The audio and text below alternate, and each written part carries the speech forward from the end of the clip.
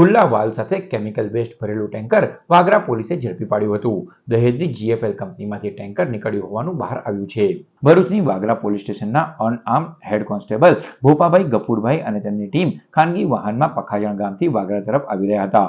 દરમિયાન તેમણે HP petrol પંપથી GEB ચોકડી વચ્ચેથી પસાર થઈ રહેલ એક ટેન્કર નંબર GJ18BV 6699ના પાછળના ભાગેથી કેમિકલ જેવું પ્રવાહી રસ્તા ઉપર ઢોળાતું જોયું હતું. પોલીસે તુરંત જ પોતાનું વાહન આગળ કરીને ટેન્કરને રોક્યું હતું. તપાસ કરતા માલુમ પડ્યું હતું કે ટેન્કરનો પાછળનો વાલ્વ ખુલ્લો હતો અને તેમાંથી ભારે દુર્ગંધ મારતું જોખમી કેમિકલ સમગ્ર રોડ પર ઢોળાઈ રહ્યું હતું.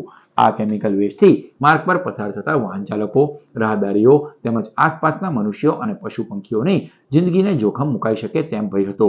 પોલીસે તાત્કાલિક પંચોને બોલાવી ટેન્કરમાંથી નમૂના ભરી તેને સીલ કર્યું હતું.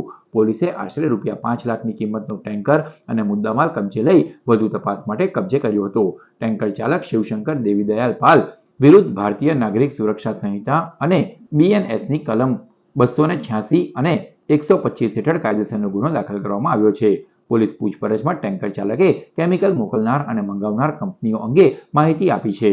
આ કેમિકલ વેસ્ટ દહેજ GIDCમાં આવેલી ગુજરાત ફ્લોરો કેમિકલ લિમિટેડ કંપનીમાંથી ભરવામાં આવ્યું હતું. આ જથ્થો મહેસાણા જિલ્લાના જોટાણા ખાતે આવેલી અનમોલ એગ્રો કંપનીમાં લઈ જવામાં આવી રહ્યો હતો.